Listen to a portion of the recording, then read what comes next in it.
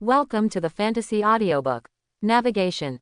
Pick up the Phantom Beast fruit at the beginning. Chapter 1. Hey, Air, what are you doing? Let's go out and play together. Come here, I just fell asleep, ha. A little black-haired boy who looked to be 7 or 8 years old yawned, rubbed his sleepy eyes, and got up from the ground. Air, we obviously agreed to hang out together, why are you still sleeping in?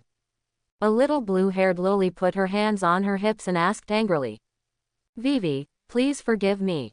I spent a whole day shopping with you yesterday, and my legs are still a little weak. Air said helplessly. The little Lolita, also known as Vivi, took Air's arm and pulled him while walking and said, Okay, you are a boy, isn't it natural to go shopping with a girl? Who says this is natural? See if I don't beat him to death. He followed the little girl helplessly and left the palace. Air looked up at the sky in pain. Air is not from this world. He was originally a good boy from the 21st century. It was only when the toilet exploded that he was sent to this world. When he first arrived, he was just a baby learning to talk. After a period of adaptation, he realized that he had arrived in the world of pirates. Now her full name is Neferutari D. Air, and she is a branch of the royal family of the Desert Kingdom Alabasta. His mother died after giving birth to him, and his father died in an accident to protect the current King Cobra. As a child, he was admitted to the palace and raised by Cobra. The little girl in front of her is the princess of the kingdom, her distant sister Neferutari D. Vivi, who is 2 years younger than herself. Reluctantly being dragged all the way from the palace to the street, Vivi skillfully summoned the friends around her. She stood on a big rock and said to the children underneath, Kids, let's continue exploring the ruins today. Oh, and, perhaps because of Air's intervention, Vivi didn't know Kosa at all. Instead, I grew up playing nearby with Air and met a group of friends. With Air's support, Vivi became the leader of this small group, leading a large group of people around for fun every day. After deciding on the target, everyone set off in a mighty manner. Sighing, looking at Vivi, who looked like a big sister, leading the way, Air followed helplessly. Just as he turned around, a very conspicuous small tree that could move on its own caught his attention. He twitched the corner of his mouth and walked over. I said, Ikaram, your disguise is too fake. Xiaoshu shook his head but did not respond. Shaking his head, Air ignored him and left. Okay, just keep following. With her blonde curly hair combed out, Ikaram huddled behind a tree, wiped the sweat from his forehead, and breathed a sigh of relief. It was so dangerous, I was almost discovered. Single quote. Thinking about it, he stood on tiptoes, held up the small tree, and continued to follow. The group of people came to the ruins and began to imitate the protagonist in the story and search for treasures in every corner. Under Vivi's pressure, Air also found a passage and wandered inside. Why do I have to play these house games with these little brats? Really, I don't even have time to practice properly. Single quote. While walking, Air suddenly stopped, turned his head dully, and looked at the fruit lying quietly on the ground with a gaudy appearance. He was dumbfounded. He ran over quickly, held the fruit in his hands and looked at it carefully. You can't be wrong, this is definitely a devil fruit. Woohoo takes off. Holding the fruit in his arms excitedly, Air ran out of the ruins. I found Vivi who was still playing house with her younger brothers and said excitedly. Vivi, come on, let's go home. I found something amazing. Vivi, who was digging around in the rubble, ran over excitedly after hearing this and asked excitedly, Nani, Air, have you found the treasure? 100 times more precious than treasure. Without any time to explain, Air pulled her and rushed towards the palace quickly.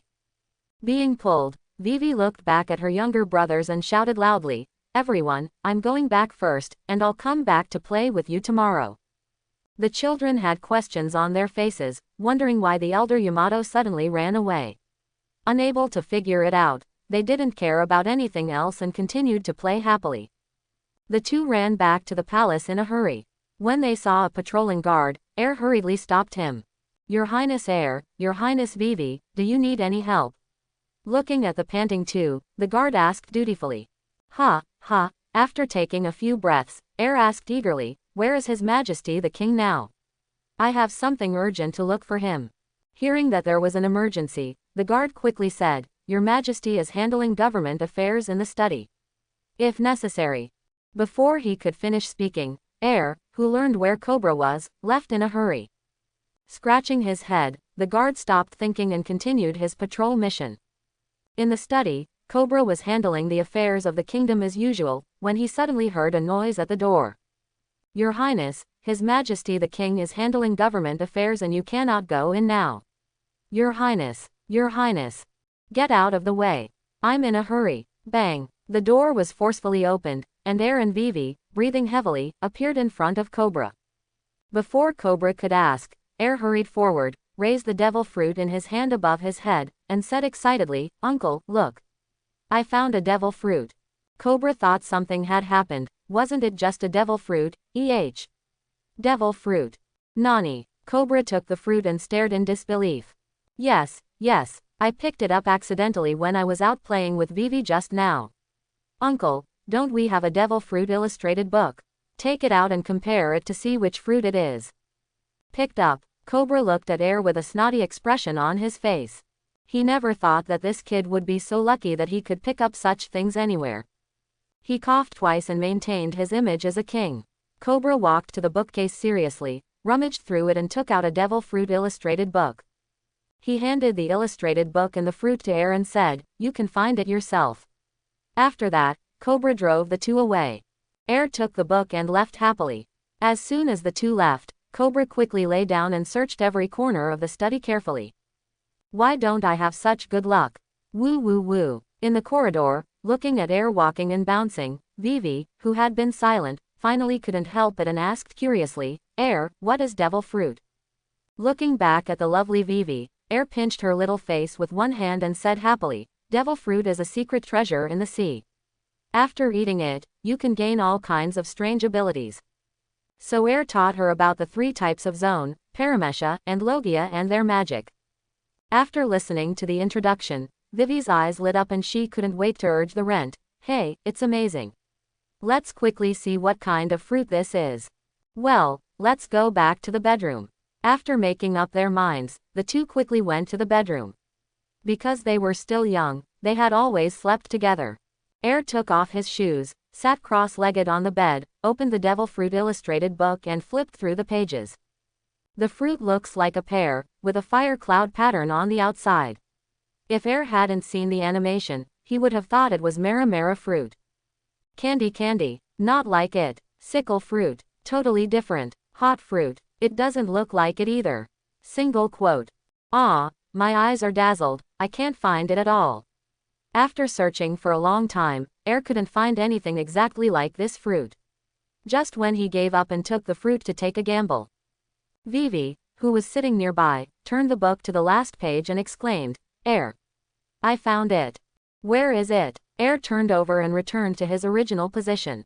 He and Vivi stared at the illustrated book and compared it with the fruit in their hands. The top is small and the bottom is big, the same. The whole body is fiery red, the same. The pattern like fire clouds, is still the same. That's it. Single quote. Woohoo, found it. The two hugged each other happily and cheered. After celebrating, Vivi urged, Air, look at what the fruit can do. Let's see, just the name, zone, dragon fruit, phantom beast species, fire dragon fruit. Nani, *2. Vivi covered her mouth and before she could make a sound, 2 screams came from the door. Then King Cobra and the guard Captain Ikaram kicked open the door and rushed in. Really, Air, give me the illustrated book. When they came to the bedside and grabbed the illustrated book, Cobra and Ikaram compared it carefully. After confirming for a long time, the two suddenly cheered, hugged each other and jumped up and down in celebration. Phantom beast species, a phantom beast species that is rarer than Logia, it's great. Vivi pouted and looked at the two people who were so happy and forgetful, and said dissatisfiedly, Dad, Ikaram, you won't be eavesdropping outside all the time.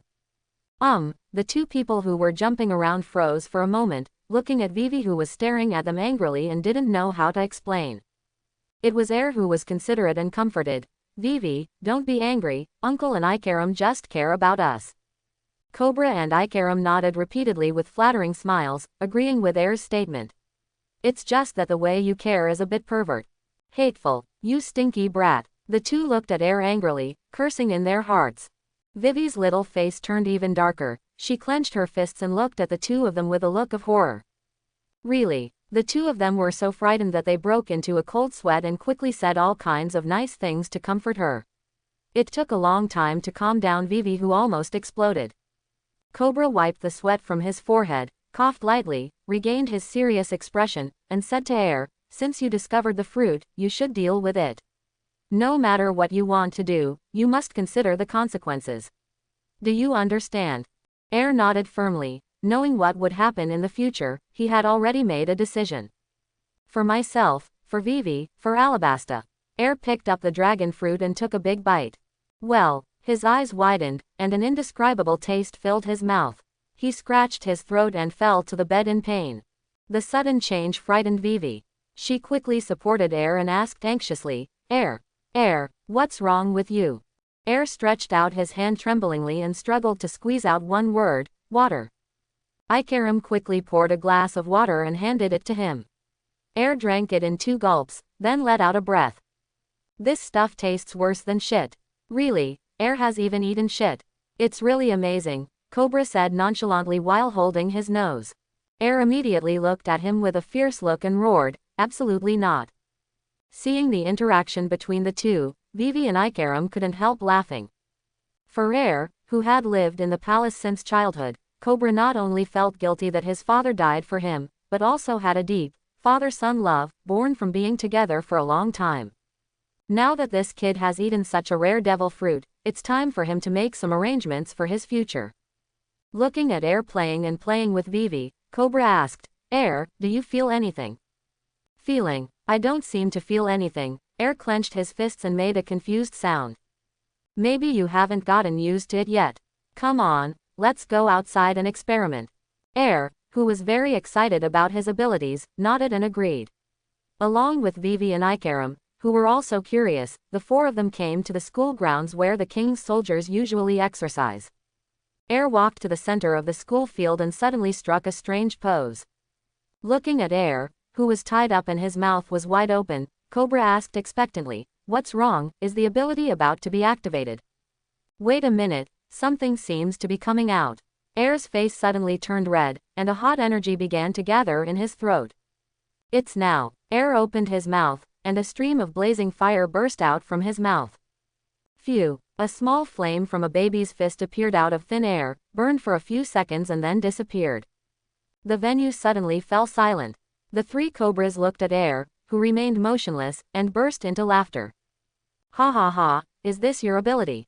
It's pretty good for circus performances. Ha ha ha, Air is like an idiot. Ahem, don't be discouraged, Your Highness Air, PFF, I'm sorry, I just can't help it anymore. Ha ha ha." The 3 of them held their stomachs and rolled back and forth on the ground laughing. Air, whose face was as red as an apple, wanted to find a hole to crawl into in shame and anger. Hearing the ridicule of the 3 people, he roared angrily. "What's so funny? I'm just not proficient. When I get proficient, I will be able to spit out huge flames." Cobra smiled and wiped the tears from the corners of his eyes, pretending to give a thumbs up. "I believe you, Mr. Clown." After saying that, the 3 of them laughed again and kept beating the ground. "Just wait, I will practice hard from today on and impress you all." Ignoring the 3 people who laughed at him, Air calmly called out. "System, open the personal panel. Single quote. Ding. Nefertari D. Air. Gender. Male. Age. 8. See Circle Calendar 1510 this year. Height. 126. Personal abilities. Constitution E 251 500ths, Swordsmanship E 237 500ths, Physical Skills E 231 500ths. Devil Fruit. Dragon Fruit F 2 100ths. Overall rating. E+ Rookie. Yes, this is Air's cheat, which he suddenly started 6 months ago when he turned 8 years old. The function is very simple. As long as you keep practicing, you can increase your experience. For example, doing 10 push-ups, running 500 meters will add a little physical experience, and swinging a knife 10 times will add a little sword experience. Relying on the heaven-defying ability of the system, Air mastered physical skills and swordsmanship to E level in just half a year. You must know that E-level swordsmanship is equivalent to the level of ordinary people practicing swordsmanship for 10 years in the system's evaluation, which is already considered good at this age. If Ikaram and the kingdom's two patron saints, Bel and Gaka, hadn't claimed that they could protect the two highnesses and not allow him to practice, he would have already cultivated his abilities to D-level. Thinking of Air, he made up his mind that from today on, no matter what the reason is, he must work hard to practice. Start with the fruit. Air took a deep breath and followed his instinct to use the zone fruit's signature skill, beast form. Transformation. His whole body began to change, his arms and legs stretched out and he lay on the ground, and his body was gradually covered with fiery red scales. A strong tail also emerged from the back of the butt, making a huge wind-breaking sound as it swayed from side to side. A big bump bulged out from the back, which suddenly turned into broad wings, inciting a fierce wind to roar. Roar! A ferocious and mighty western fire dragon appeared in the school grounds and let out a powerful dragon roar. Cobra and Ikaram stared at the fire dragon in front of them in stunned silence, and couldn't help shouting, "Hey! It's too small." That's right, Air is now only over 2 meters long including its tail, and its wings are only over 3 meters wide. Not only does it look unintimidating, but it looks very cute. Okay, so handsome. Vivi's eyes lit up as she watched Air transform into a little dragon and pounced on him. Wow, it's a tail, it also has wings. Air, can you fly? Can I sit on it? Woohoo, fly. Seeing Vivi sitting on his back, Air opened his mouth and roared excitedly, I didn't agree. Get off my back. Besides, I can't fly.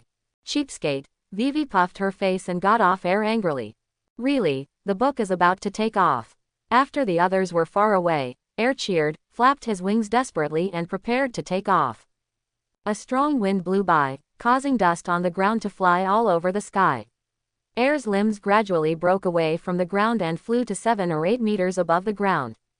Success! I can fly. Air's dragon face showed an excited look, but unfortunately it didn't make him happy for long before he felt weak and fell down suddenly. Bang! Air fell to the ground like a green onion. The entire dragon was stunned and his brain shut down.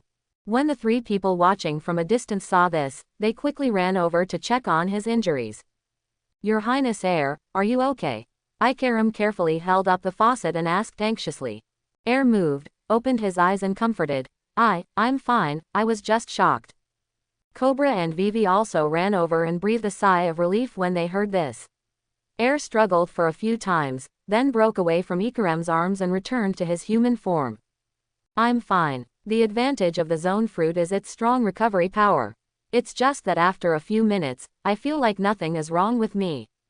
Cobra nodded and said matter-of-factly, yes, this is Zone's characteristic, not to mention that you are also a rare phantom beast type user. Air clenched his fists, feeling the energy in his body that seemed to be endless, and said excitedly, great, this way I can have more physical strength to practice. Hearing his words, Cobra looked at him meaningfully and asked, Air, I noticed that you suddenly started practicing hard since half a year ago. Can you tell me why? Air's smile faded, he looked at the expressionless Cobra, and said firmly, in order to have stronger power to protect my beloved. After a pause, he added, Dad, he was killed by pirates. I hope that facing the same predicament, I will have enough strength to protect my family, friends and the entire Alabasta. Air's tone was firm, his voice getting louder and louder, and the last sentence was shouted out directly. After getting along with each other for such a long time, he has long regarded Vivi, Cobra, Ikaram, Bel, Yaka and others as his family, friends, and the most precious treasures in his life. As soon as the words fell, an invisible aura rose up and swept around. Cobra and the other 3 were directly swept by this aura. Immediately, the young Vivi and Ikaram's heads sank and they fainted. This is Conqueror's Hockey. This kid Air. Cobra managed to hold on, looking at Air with a look of horror on his face, and beads of sweat broke out on his forehead. Air also noticed something was wrong, and looked at Vivi and Ikaram who suddenly fell to the ground, and ran over anxiously. Vivi, Ikaram, what's wrong with you? That feeling just now, could it be? Yes, it's Conqueror's Hockey. I didn't expect a kid like you to even know this. Cobra still looked surprised. What happened today was beyond his imagination. First there was devil fruit, a super rare species of phantom beast, and then there was Conqueror's Haki who suddenly awakened. It is simply unimaginable that these two appear in one person at the same time. It seems that there is another incredible guy in the Neferutari family. Staring deeply at Air, Cobra couldn't help but think. Hey, this is not the time to think about this. Vivi, my lovely Vivi, how are you? Air, you fool, let's see how I teach you a lesson. Hey, wait, Uncle Cobra. Your Majesty. No, there was a lot of excitement in the school grounds, and Air, who was covered in bruises, reluctantly dragged Ikarim back to the palace. After handing him over to the servants in the palace to take him back to rest, he went to Cobra's study alone. As Ikarim settled, I asked my servant to take him to rest.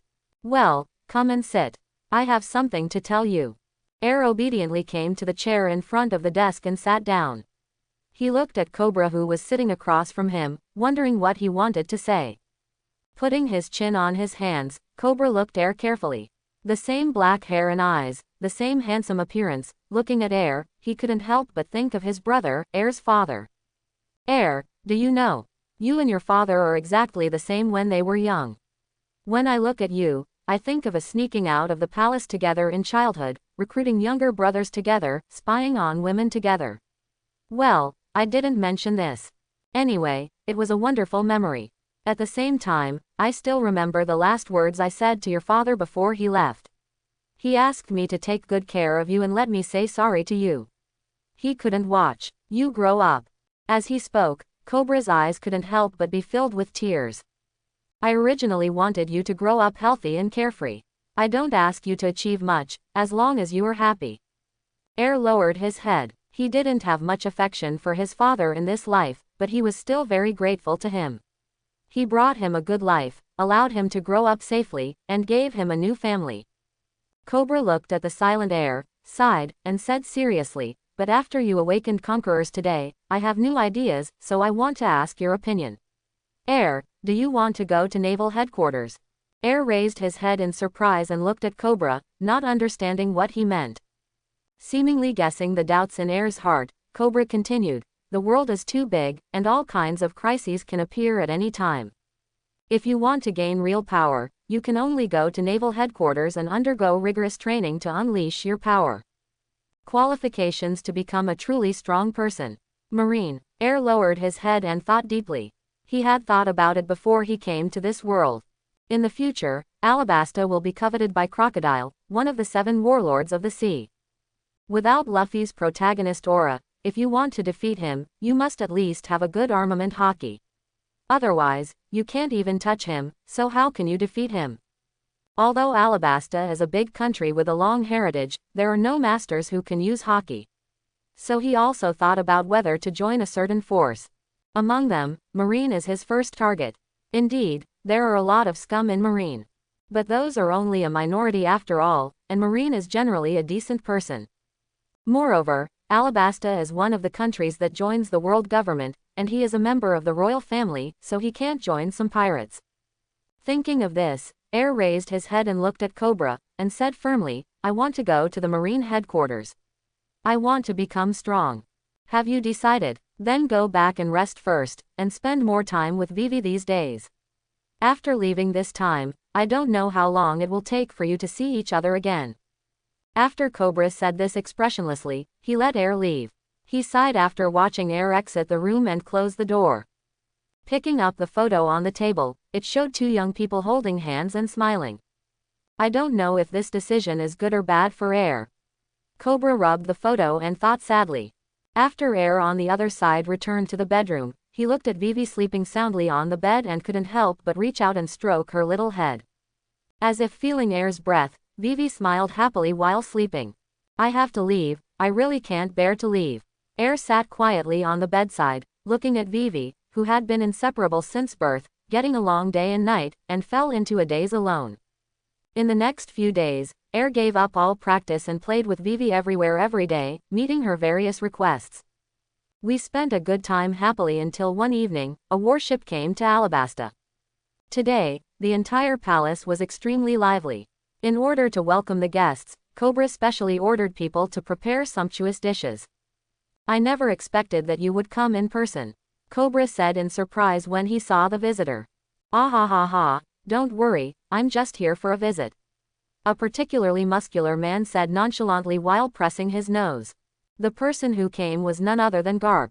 At this time, his hair had not turned completely white as it would have been 10 years later, and he still looked relatively young. But his character hasn't changed at all. Standing aside, Air, who also came to receive the reception, thought to himself. Garp seemed to notice him, turned around and said evilly, "What's that look in your eyes, kid? Are you thinking of something bad?" Seeing Garp raise his fist as big as a sandbag, Air shed a drop of cold sweat. He waved his hands repeatedly and changed the subject. No, Vice Admiral Garp must be hungry after traveling for so long. Let's go get something to eat first. Something. After hearing this, Garp immediately shifted his attention, touched his stomach and said impatiently, "That's right, my stomach is growling, so I'd better eat quickly." Seeing this, Cobra quickly led Garp and his party into the banquet hall and began to make arrangements for the dinner. When the food arrived, Garp picked up the plate and took one bite at a time, swirling the food in his mouth like crazy. Everyone in the palace, including Air, was stunned. Adjutant Bogart and other Marines who were also invited looked at Garp's unfazed expression and couldn't help but lower their heads, pretending not to see him. Only the youngest Vivi smiled and clapped her hands and said happily, "This big grandpa is so awesome, he can stuff so many things in his mouth." At this time, she still didn't know the purpose of Garp and others' visit, and was still enjoying the food happily. After being praised by Vivi, Garp became even more excited. After swallowing the food, he smiled and said to her, "Hey, since you are so complimentary, let me show you my unique skills." After speaking, Garp used his super-fast hand speed to quickly take away the food in front of several people nearby and stuff all of it into his mouth. Air was holding a table knife, and when he saw his favorite food, he was about to take action, but his eyes flashed, and the food disappeared. Glancing at the old man Garp sitting next to him, devouring his food, Air reluctantly swallowed his breath and turned his attention to another plate of food. But before he could do anything, the plate of food disappeared again. "I can't bear it. Single quote. Change the target and prepare to take action. Phew, gone. I can't bear it any longer. Single quote. Change the target. Phew, gone again." Air's hands creaked when he squeezed them. He slammed the table, pointed at Garp angrily and roared, "Old man, did you do this on purpose?" "Hahu, hahu." Garp closed his eyes and fell asleep. "Smelly old man, don't pretend to be asleep here," Air shouted in collapse. "Hahu, hahu," bang. The snot bubbles popped. Garp woke up, looked at Air strangely, and continued eating as if nothing had happened. Covering his heart, Air was so angry that he fell off the chair and made an unknown sound from his mouth. "Hey, Your Highness Air. Are you okay, Your Highness? Call the doctor." Several guards couldn't help but exclaimed when they saw Air falling to the ground. Air got up from the ground with difficulty and said, I'm fine. "Asshole old man, considering your age, I won't argue with you." Air sat back on the chair, picked up the tableware again, and said to Garp beside him. Garp looked at him doubtfully and said, "Are you talking to me?" "Old man, I will kill you." Air jumped up from the chair and rushed towards Garp. Dwang. Garp blew his fist, retracted his hand, and continued to cook. Air held his head in his hands and collapsed on the ground in pain. "Ah. It hurts. Ha ha ha, Air is an idiot." A burst of laughter sounded from not far away, who else but Vivi. In response to the little girl's ridicule, Air, who was covering his head with a big bump, was unable to refute. At this time, he vowed viciously in his heart that he would give this old man a lesson if he had the opportunity in the future. The dinner ended with laughter and joy. Apart from not being full and having a big bulge on his head, Air was very satisfied. After the banquet ended, and Garp and others went to rest under Ikarem's arrangement, Cobra took Air and Vivi back to the bedroom. After closing the door, Cobra told Vivi that Air was going to naval headquarters. After hearing this, Vivi threw herself into Air's arms with tears in her eyes and cried, "Air, I don't want you to leave. I will never make you angry again. Please don't leave, okay?" Air patted her back and comforted her softly, "Don't cry. It's not like I won't come back. Just be obedient at home and I will be back soon." But Vivi still didn't listen and huddled in his arms and kept crying. Air held her shoulders, looked directly into her eyes, and assured her, "Believe me, I will definitely come back in 3 or 4 years at most. Let's hook up." Vivi sniffed hard, looked at the smiling Air, stretched out her little finger and hooked up with him to make an agreement. Then she threw herself into Air's arms with tears and burst into tears. Seeing this, Cobra silently exited the room, leaving the space for the brother and sister. In the corridor outside the room, Garp leaned against the wall with his arms crossed and asked Cobra. "It's okay to wait until he's older. Why are you so anxious to send him to the headquarters?" Wiping the tears from the corners of his eyes, Cobra waited until his mood stabilized and then said, "This child's heart is no longer here. As he gets older, I find that he is becoming more and more anxious, as if there is something behind him. Chase him. Especially after he gained that power in the past 2 days, I became more determined in my thoughts." Garp fell silent and did not ask what the power was referring to. After waiting for a while, he turned and left directly. He returned to his previous careless demeanor, waved and said, "Forget it, I'm only responsible for bringing him back to the headquarters. Someone in the recruiting camp will handle the specific matters." Cobra stood at the door for a while and then left. Only Vivi, who was still crying, and Air, who kept comforting her, were left in the room. Early the next morning, Garp's warship docked in the Santa Dora River near the capital Albanese. Vivi, Cobra and his party came to see Air off with reluctance. "Air, you must call me more, I will miss you." Vivi's eyes were red from crying, and she hugged Air and said reluctantly. Cobra grabbed Vivi and comforted her, "Don't worry, brother will be back soon." After that, he looked at Air and told her, "Pay more attention to your health and be careful with everything." Air looked at the 2 relatives he cared about most, holding back tears, and waved goodbye to them. "Don't worry, Uncle Cobra, Vivi, maybe next time I come back, I will become a famous big shot." After saying that, he turned around and boarded the warship. Vivi, Ikaram, Belle, Yaka and others stood in the distance looking at his back and secretly wiping tears. Garp stood on the deck with his nose in his hands, smiled at Air who was walking onto the warship, and asked, "Kid, why don't you say a few more words?" Air shook his head, "No need, I will come back sooner or later, and I will return as a Marine general." After saying that, he puffed up his chest proudly. Looking at this kid, Garp laughed out loud, "General Marine. Ha ha ha, it's up to you, kid. Let's start as a miscellaneous soldier first." "Nani, miscellaneous soldier?" Air shouted in disbelief with his eyes bulging.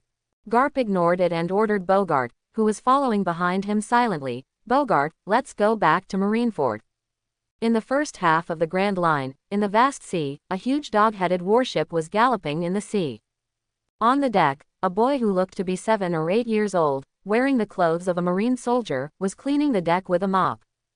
"Garp, it's okay if you don't teach me how to practice. You just ask me to do some chores. How can I become stronger if this continues?" The boy, who was Air, grumbled quietly as he dragged his feet. "It has been 10 days since I left Alabasta. During these 10 days, Air not only received no guidance from Garp, but various chores affected his practice." While he was cursing, Garp appeared behind him at some point. "Kid, if you have time to complain, you might as well work hard." After saying that, he punched him. "Come again. Watch me jump horizontally." Boom. Air tried to dodge based on experience, but was still hit by Garp's iron fist. "Ha, if you want to avoid the iron fist of my love, you are still 10,000 years away, kid." Air covered his head and raised his head with difficulty, gritted his teeth and said fiercely, "Smelly old man, you, just wait for me, I will definitely beat you up." "Ha." Garp's eyes narrowed. Seeing that he dared to retort, he raised his fist and shouted, "You haven't seen the situation clearly yet, kid, look at my favorite 3-hit combo." Boom, boom, boom. Air fell to the ground against the 4-story exquisite pagoda, completely losing his fighting power. Garp crossed his arms and was very satisfied with his work. Just when he wanted to educate this kid, the lookout hand of the warship saved Air's life. "Vice Admiral Garp, the warship is about to arrive at the headquarters." "Are we here?" Garp looked away, walked to the bow of the ship, and looked at the busy dock ahead with a bright smile. Air got up at some point, came to his side, and looked into the distance. I saw a small island with a circular pier, and a huge fortress with the word Marine on it appeared in front of me. Okay, it's so big. This is Naval Headquarters, Marineford. Air opened his mouth in surprise. Although he had seen anime in his previous life and knew how grand Naval Headquarters was, seeing it with his own eyes was a different experience. Haha, what do you think, kid? This headquarters is spectacular. Garp's words were filled with pride. Although she agreed with what he said, Air just couldn't stand him and retorted, it's just so-so, barely eye-catching. Boom, you duplicitous brat, stop talking such nonsense. With another heavy punch, the bag on Air's head successfully evolved from the 4th level to the 5th level. While Air was squatting on the ground with his head in his arms, the warship had already entered the dock. Following the command of the shore personnel, the warship gradually stopped. Seeing that it was the ship of Marine hero Garp, a group of soldiers hurriedly lined up in 2 rows to welcome his return. Garp carried the incapacitated Air like a little chicken and walked off the warship. Stand at attention and salute. Welcome back, Vice Admiral Garp. An officer shouted loudly. The other soldiers raised their hands in unison and saluted, and the scene was very spectacular. Air struggled to escape from Garp's hands. He followed Garp and looked at the well-dressed soldiers. He couldn't help but sigh in his heart. It is indeed Naval Headquarters. The discipline and momentum of the soldiers cannot be compared to the soldiers of the branch. Single quote. After receiving the news that Garp was back, a colonel ran over, glanced at Air who was looking around behind Garp, and saluted. Vice Admiral Garp, Marshal Sengoku wants you to go to his office immediately. After picking his nose and flicking it, Garp smiled and patted the colonel on the shoulder and said, I know, I'll leave this brat to you. Take him to report to the recruiting training camp. Glancing at the hand on his shoulder that had just clasped nose, the colonel saluted and responded loudly, Yes, Vice Admiral Garp. Air stared blankly at Garp who had left him alone and gradually walked away. He kept scolding him for being unreliable. It wasn't until the colonel called him that he came back to his senses. Boy, follow me, I'll take you to the recruit training camp. Seeing him come to his senses, the colonel finished his words, turned around and left, and Air had no choice but to follow him quickly. The 2 of them walked around in circles and finally came to an independent camp. The colonel took him directly through the door into an office on the 1st floor of the building. A young woman, Marine, was immersed in writing something when she heard footsteps and raised her head. Seeing that the person coming was the colonel, she quickly stood up and saluted. Mr. Colonel, what are your orders? The colonel stepped aside and revealed Air, who was originally blocked by him. He pointed at him and said to the female Marine, This guy is a recruit here to report. Please write down his information. After saying that, the colonel turned around to leave. Before leaving, he turned back and added one sentence. By the way, this guy was brought by Vice Admiral Garp. Card, Vice Admiral Garp. The female Marine was startled and quickly looked at the little guy in front of her. Air looks harmless and even cute, which makes the female Marine wonder about his relationship with Garp. However, due to the principle of confidentiality, she still did not ask questions. Instead, he sat back in his chair, took out a form and said, Little brother, this form is for you. You sit over there and fill it out. Thank you, sister. Air replied sensibly, then took the form and walked to another table to read it. Name, gender, age, place of birth, it's very simple. After a quick glance, Air picked up the pen and started writing. It was completed in a short time. Sister, I've filled it out. Air obediently handed the form to her, and the female Marine took it and read it carefully. Hey, he's only 8 years old. The minimum enlistment age for Marine is 12 years old. How can you? The female Marine exclaimed in disbelief. But then I thought about it, since this little brother was brought by Vice Admiral Garp, he certainly had his intentions, and I, a small clerk, should not worry about it so much. Thinking of this, the female Marine had no worries, stamped the form, and carefully collected it. After finishing, the female Marine stood up and walked around the table, took Air's little hand and said to him, Little brother, other recruits have already started training, sister will take you over now. Air showed a sweet smile and said obediently, Thank you, sister.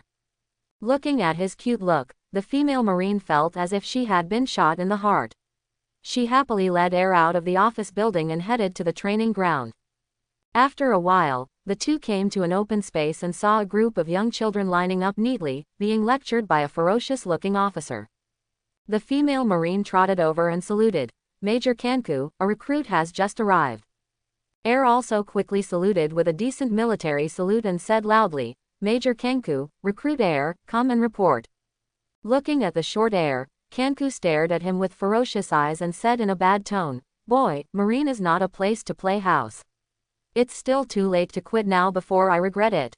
Air did not flinch, stared at him without showing any signs of weakness, and said firmly, "I will not quit, I want to be a Marine Admiral man."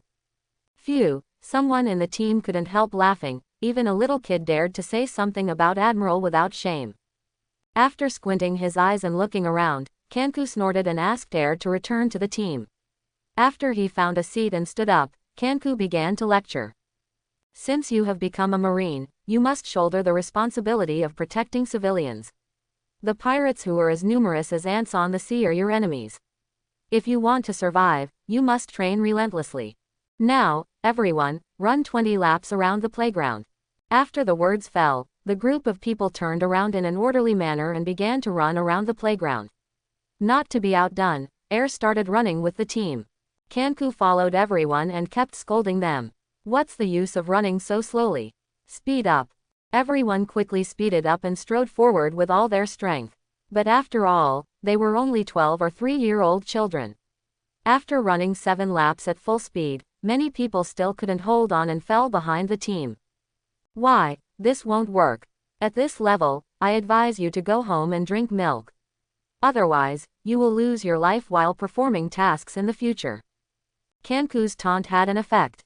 The few people behind the team gritted their teeth and squeezed out the last bit of energy, and slowly followed the team, but that was all. On the 11th lap, 1/3 of the people were thrown away and fell to the end of the group, panting and half dead. A few of the people with poor physical condition even lay on the ground motionless. Kanku didn't show any mercy for this, he just kept urging everyone to speed up and not stop.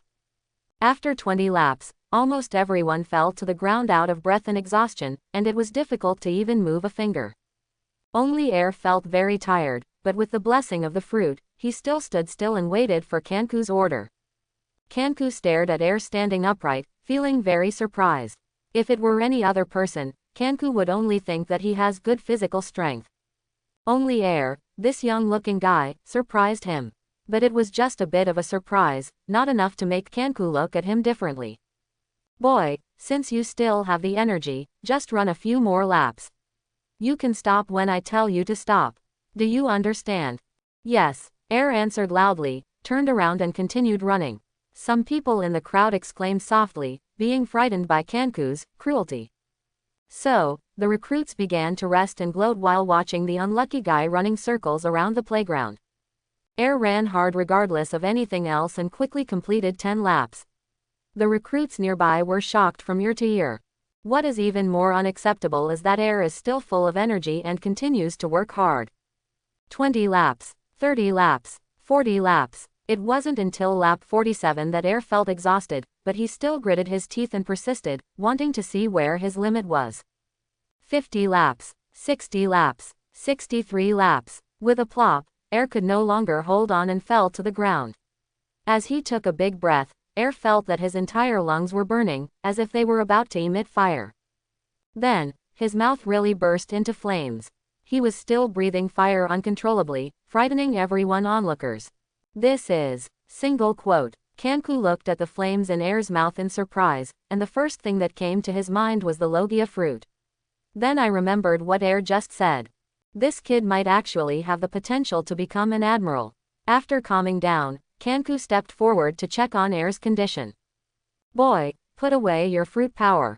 Are you showing off your power?" The selfless Kanku glanced at him briefly, and after seeing that he was fine, he said coldly. Air tried to stand up with trembling hands, but failed several times. Kanku knew that this was the boy's limit, so he waved to the female Marine who was eating melon not far away and never left to come over.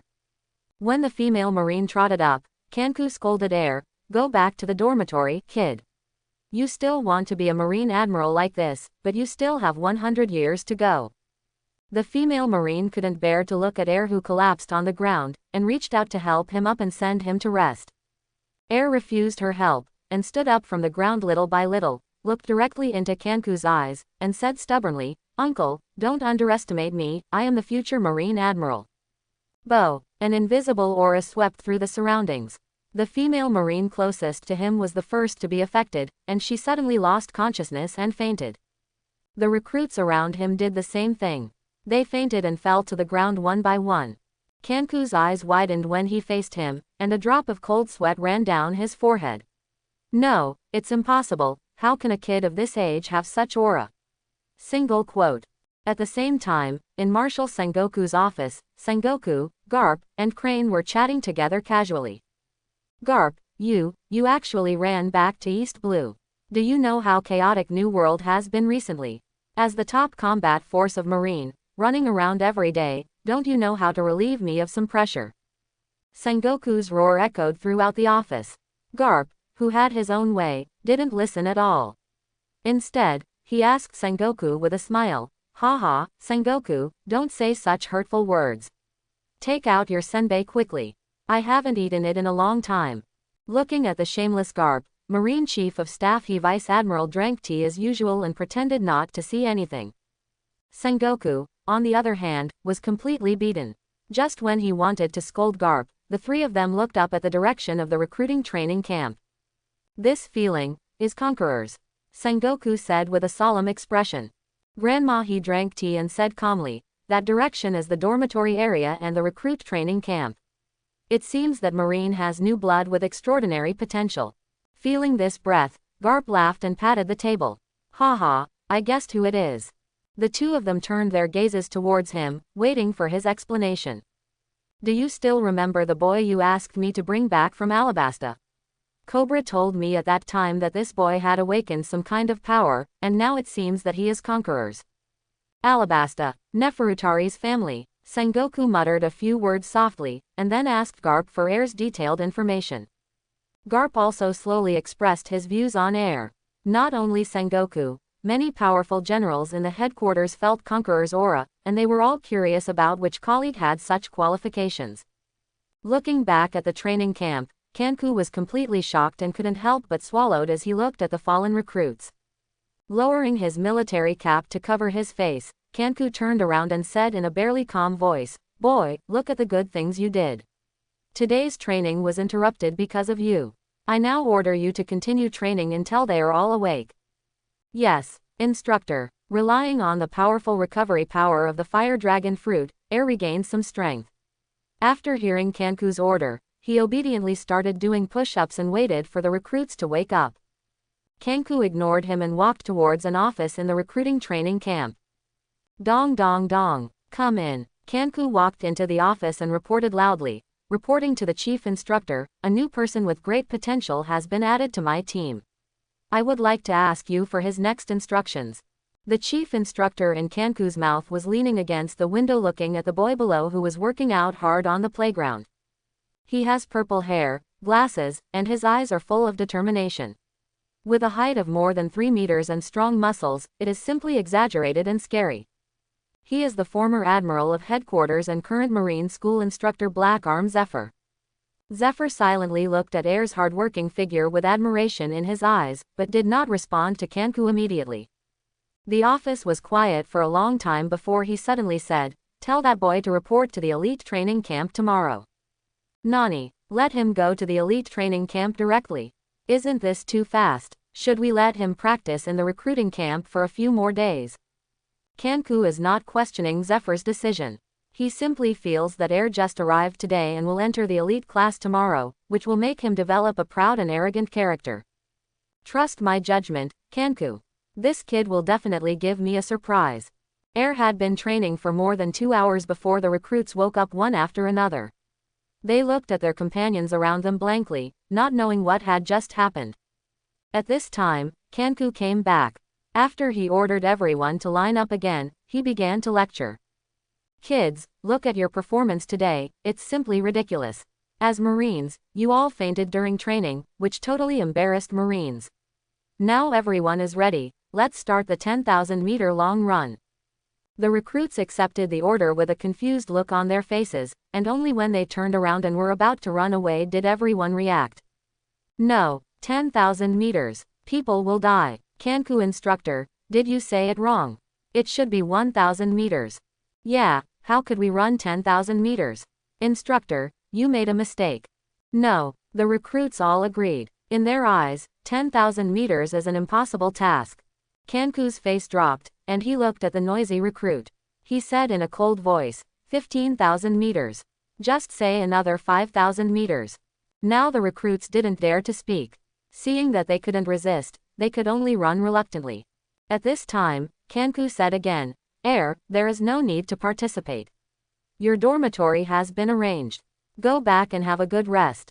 Report to the elite training camp tomorrow. Who was at the end of the team, was stunned, quickly reacted, and after replying loudly, left the crowd and walked towards the dormitory building on the side.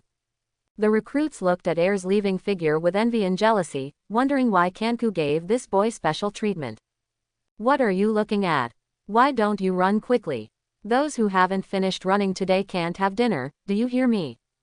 Everyone wailed and dragged their tired bodies to start training.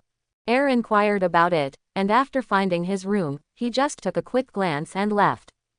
Although he was allowed to rest, he had no intention of being lazy. Instead, he found a veteran and borrowed a wooden sword to start practicing swordsmanship. 1, 2, 3, 4, 5, 6. There was nothing fancy, just the most basic chopping. Air practiced it boringly, and stopped after waving his hands 500 times when it became too much. Comfortable, this is the training I'm looking forward to. No one will disturb me, no one will stop me, and I will watch myself getting stronger bit by bit. Single quote. Air lay on his back. Although his body was tired, his heart was very happy. After practicing for so long, take a look at my personal panel, system. Single quote. Ding. Nefertari D. Air. Gender. Male. Age. 8. Personal ability. Constitution D. 3 1,000ths PS. This is pure physique, the bonus of devil fruit is not included. Swordsmanship E. 287 500ths. Physical skill E. 313 500ths.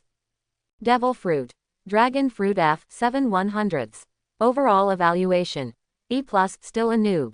After practicing for a long time, I finally got my physique to D, but your 1,000 experience points are too much.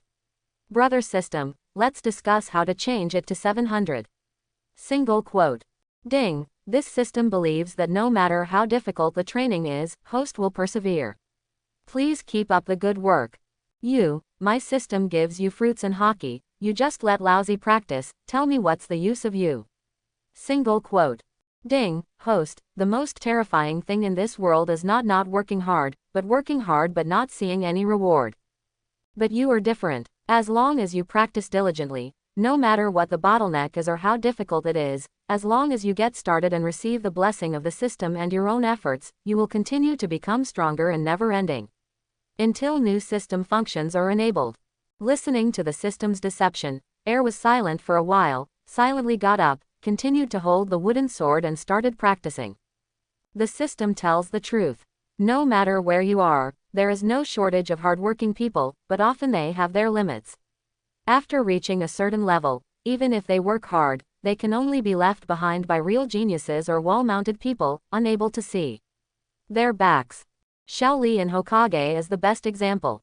He almost defeated Gaara with his early explosion and said, "I am a genius who works hard," the person who said this. In the later stage of the decisive battle, we can only open 6 doors to make soy sauce on the side. He is helpless against an enemy like Otsutsuki. At least I still have system support. In time, I can become a strong man with a reputation in the sea. There's nothing to complain about. Single quote. After drinking a large bowl of chicken soup, Air worked harder and began to practice desperately. In the evening, when the recruits from the same class came back, they were shocked by Air, who was sweating profusely and his clothes and pants were all wet. With everyone looking at the monster, Air had dinner with the team, then went to bed early to rest, looking forward to the next day of the elite training camp. Because he was transferred to the elite training camp, he could temporarily stay in a small single room tonight, so he slept peacefully. At 5 o'clock in the morning the next day, Air washed up early, had breakfast in the 24-hour cafeteria, and walked towards the elite training camp. The elite class and the ordinary class are actually not far apart. They are both in the same station, but they are blocked by a high wall in the middle. Air just walked around in a circle and walked for about 10 minutes to the place where the elite class was training. The same open space, but much larger than the ordinary class. Originally, he thought he had woken up early enough, but he didn't expect that there were already 2 students starting training in the open space. Chapter 11. A strange-looking man with long pink hair noticed Air walking towards him, stopped training and walked over to ask curiously. "Hey, little brother, are you a member of Marine's family? Why did you come here alone? Do you need my brother to take you back?" The man had no ill intentions and just wanted to help the little boy in front of him. But his coaxing words made Air very uncomfortable. Brother, I am Air who has just been transferred to the elite camp. Thank you for your kindness. Please give me your advice in the future." Although Air really wanted to call him uncle, for the sake of his good intentions, he might as well forgive him. The man responded humbly when he heard this. "Oh, I'm new here. Please give me some advice in the future." What a ghost. Are you kidding me? A kid as young as you can get into the elite class. When did the standards of the elite class get so low? His roar attracted the attention of another girl, who came over, stood in front of Air and scolded the man. "Bins, what are you doing? Don't bully the children." After saying that, she turned around and bent down to touch Air's head, comforting her with gentle words. "Don't be afraid, little brother, this brother is not a bad person." Although the girl in front of him was very cute, Air still slapped her hand away in shame and repeated what he had just said. Now both of them were dumbfounded. They looked at each other, not knowing what to do. It was Ain who spoke first and broke the deadlock. "Sorry, we misunderstood you. I am Ain, and the person who spoke to you before was Bins. From now on, we will be companions, let's work hard together." In fact, Air recognized them at a glance without her introduction. Both of them were characters who appeared in animations in their previous lives. Among them, Ain has long dark blue hair, a gentle personality, and is the one with the ability to regress the fruit. Bins, who has pink hair and a somewhat out-of-the-box personality, is a user with the ability to grow fruit. "My name is Air, nice to meet you." After saying that, Air stretched out his hand to shake hands with the two of them. Ain looked at Air's stretched out hand strangely and shook it funny. Bins enthusiastically asked about his origins and was very interested in him. When Air said that he had just arrived at Naval Headquarters yesterday, both of them were surprised and looked at him suspiciously, wondering whether this little guy might be the child of a certain general who came in through the back door. It wasn't until Air said that he was a zone fruit user with a strong physique that the two of them nodded in understanding. While the three of them were talking, many more people came one after another. Air and others also stopped talking and began to practice individually. It wasn't until 6 a.m. that an instructor came. The person who came was none other than Marine Instructor Zephyr. He glanced at the people lined up neatly with sharp eyes. When he saw Air, his eyes lingered for 2 more times before he shifted his gaze and spoke. "I am Zephyr, and I will be training you from today on." Now everyone turned to the left, and the 50-lap warm-up begins. The elite class is indeed an elite class. There was no complaint about the 50-lap run and they ran honestly. After 50 laps, most of the people were exhausted and panting. Only Ain, Bins, and Air still had some energy left to catch their breath. Zephyr didn't talk nonsense and went straight to the point. "Now I will demonstrate Marine's physical skills, Marine 6 styles. You all should watch it. The first is shaving. This is a move that involves stepping on the ground at high speed dozens of times in a split second, 0.36 seconds, generating explosive reaction force to move at high speed." After saying that, Zephyr's figure flashed, and when he reappeared, he was already 30 meters away. Then he kicked a few more times, walking on the air like stepping on stairs. Moonwalk, by stepping on the air with strong foot power, generates strong aerial force, which is an advanced application of shaving. Then he kicked his right leg violently, and a 6-meter-long sickle-shaped slash cut into the ground, leaving a long and narrow slash mark. Tempest Kick uses a super fast and powerful kick to roll up a vacuum to create a slashing attack on the opponent, which can easily split the target in half. Zephyr quickly landed on the ground, ducked in front of a wooden dummy, stretched out his index finger and stabbed it quickly, leaving more than a dozen holes in the dummy like poking tofu. Finger pistol concentrates all the power of the whole body on the index finger, and uses the hardened finger to strike with lightning. The fingertip has the attack power of a bullet and can easily penetrate the human body. After the demonstration, Zephyr returned to the crowd and said, "I need someone to cooperate with the last two moves."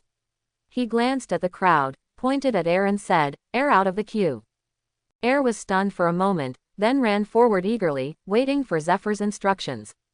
Seeing Air's expectant look, Zephyr raised the corners of his mouth slightly. "I hope you can still laugh later." Single quote. "Kid, attack me with all your strength."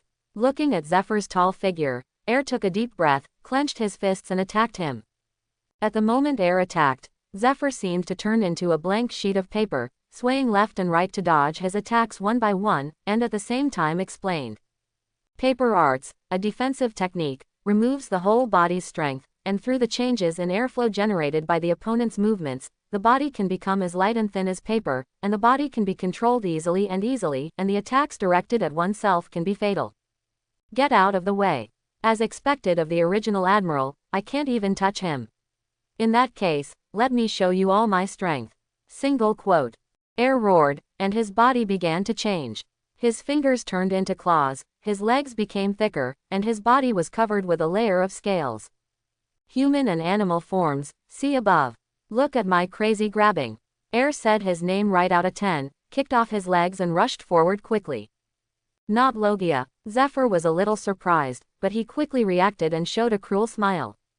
Iron body. Miso miso miso. After a sound of metal friction, Air fell to the ground with tears in his hands.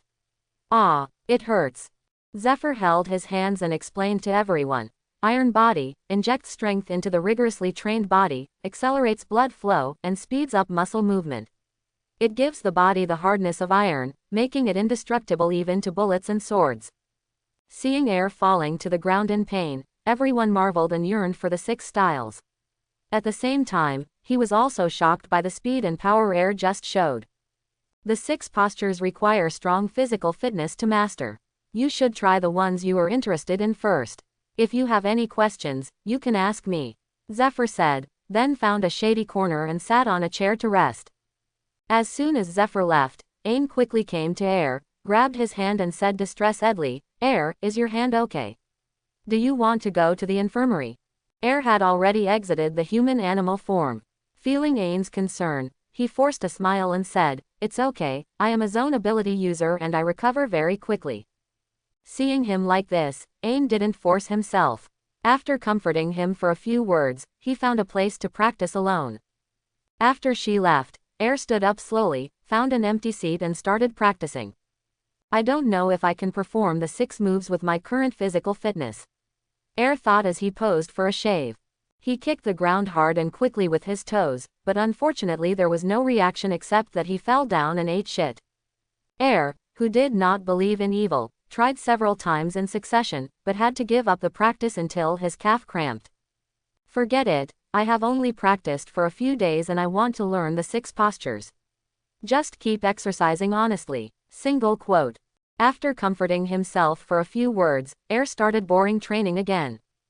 Zephyr looked at Air, who quickly changed his mentality and did not stick to the 6 moves, and nodded happily. After all, Air came too late. Most of the people in the elite class are old people who have been training in the ordinary class for 2 or 3 years. Their physical fitness has barely reached the 6-style standard and they can start trying to practice. As for Air, in Zephyr's view, although he has good potential, he has no foundation and poor physical condition, and it is still early for him to reach the 6th form.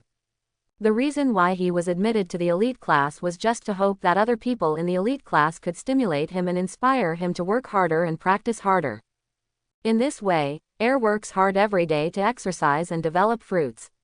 In his spare time, he chatted with Ain and Bins for advice. 3 months passed quickly. System, open my personal panel. Single quote. Ding. Nefertari D. Air. Gender. Male. Age. 8. Height. 127. Personal abilities. Constitution D, 761 thousandths, Swordsmanship D, 241 thousandths, Physical Skill D, 155 1,000ths. Hockey. Conqueror's Hockey F, 46 100ths. Skill Move. Shave E, 1/500th. Devil Fruit. Dragon Fruit E, 265 100ths. Overall Evaluation. D+, barely self-protective. That's right, after 3 months of hard training, Air finally mastered 1 move and 6 moves. Woo, it's not easy. I finally learned it. Air shed tears of joy and said happily while wiping away her tears. A month ago, he finally saw the words, shaved E, 1/500th, on the panel, and he could use it occasionally. After a month of hard training, he upgraded his shaver to level E and was able to use it fully. Next to him, Binz shed a drop of cold sweat and said speechlessly, Hey, you are really a monster. Many veterans haven't even learned a single move. Even I have only barely mastered the shave and finger pistol. Aim stood aside and smiled and congratulated, your hard work is not in vain. I know you can do it. Aim didn't mean to brag, but she had seen Air's efforts in the past 3 months. Relying on the super recovery of the phantom beast species, Air starts at 5 a.m. every morning and goes to bed at 12 p.m., practicing like crazy and desperately, which scares Ain, Binz and others in the elite class. At first, some people were dissatisfied with the fact that Air was able to enter the elite class at such a young age and gossiped about him. But ever since they saw him practicing, everyone shut up and no longer gossiped. Instead, I was inspired by him and followed his crazy training every day, training myself to the point of being bruised and bruised. In the end, even Zephyr couldn't stand it anymore, so he stopped everyone and gave them a good scolding. There is no way, not everyone is a Phantom Beast type ability user. If you want to learn Air, your body must be able to handle it. The 3 of Air got up early in the morning and entered the cafeteria to have breakfast while chatting and laughing. While they were enjoying the food, a strange officer walked into the cafeteria and said to everyone, the elite class will suspend training today to conserve energy. There will be a student competition at 8 o'clock in the morning. If you receive the news, remember to inform others. Quote. After speaking, the officer turned and left. The cafeteria was quiet for a moment, then became noisy. Ain poked Air, who kept swirling rice in his mouth, and said expectantly, the college competition, I don't know what my score is. Air, don't just eat, tell me what you think. Swirling the last plate of barbecue into his mouth, Air burped, rubbed his round belly and said, let's compete, what can we say? Isn't it just to distinguish between high and low? After the competition, shouldn't we still do what we should do?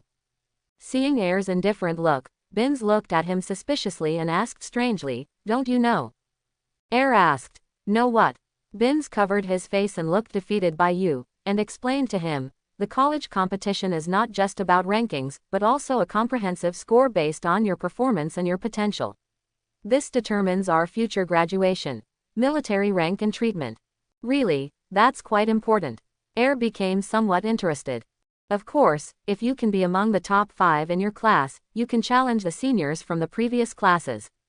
If you succeed in the challenge, you will get a lot of points. Binz said excitedly. But we are still newcomers who have just entered the elite camp, and we are still far behind the seniors who are like monsters. Air smiled and didn't take Binz's words to heart at all.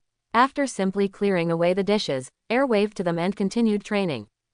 With all the spare time I have, I might as well practice shaving a few more times to save the time when something goes wrong. Single quote. Ain looked at his training back and sighed helplessly.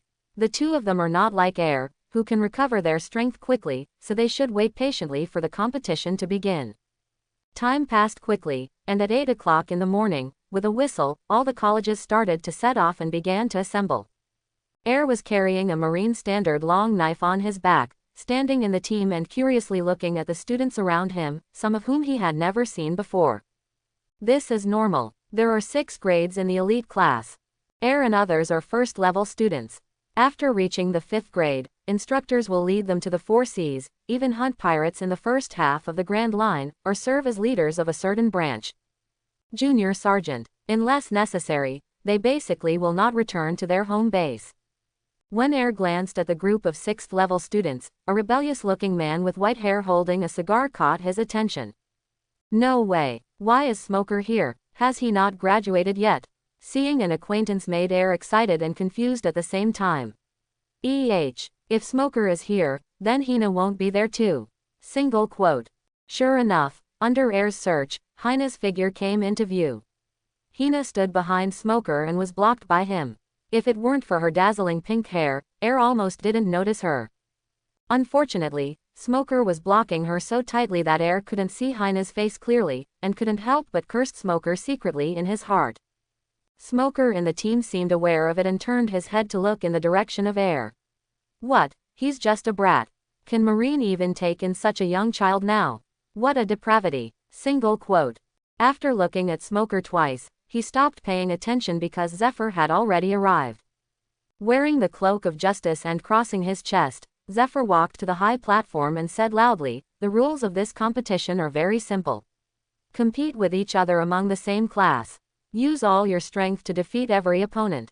The top 5 in the same class can challenge the seniors. The ordinary class can challenge the elite class. Now, everyone comes forward to draw number plates." Everyone remained silent and just went to the instructor of their grade one by one to draw numbers. Air quickly stepped forward to draw lots and returned to the team with a piece of paper numbered 12. The elite class has about 3 to 40 people in each class, plus the 200 or so people in the ordinary class. Everyone is divided into 10 stages, which is very fast in comparison.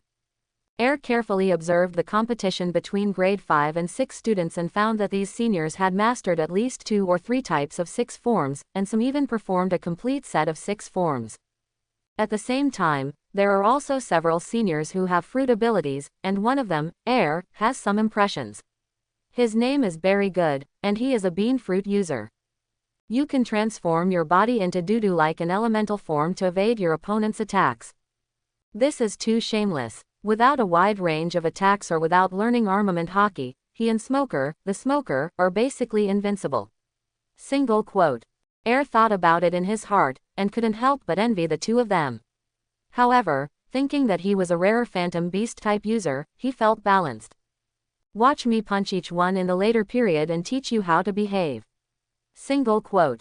Please invite contestants number 11 and 12 to go to arena number 5 to start the competition. While Air was still in YY, an instructor shouted, "It's my turn, Air, Bins, remember to cheer for me." After saying this to his two friends, Air jumped directly onto the ring. Kaloni is a little transparent in the elite class, and his strength is not above or below the same level in the same class. When he learned that a student competition was going to be held today, he was secretly happy for a while. I plan to show my strength well on this stage and impress my classmates. Especially, Kaloni glanced at Ain secretly and giggled. No, 11, no, 11, who is no, 11, come up. Instructor's urging interrupted his fantasy, and Kaloni quickly trotted onto the ring. Looking at the short Air in front of him, he felt a little contemptuous. Although the amount of training this kid does every day is indeed amazing, after all, the age gap between the two parties is too big. Moreover, some things cannot be made up for through hard work. Both players are ready, the competition begins. As soon as instructor finished speaking, Kaloni rushed over impatiently. Let me show you the results of my 3 months of hard training. Single quote. Shave. Kaloni disappeared instantly and turned into an afterimage that attacked Air. Then he rushed off the ring and fell to the ground so hard that he even lost 2 of his teeth. The scene was quiet for a moment, and bursts of laughter could be heard from the random crowd.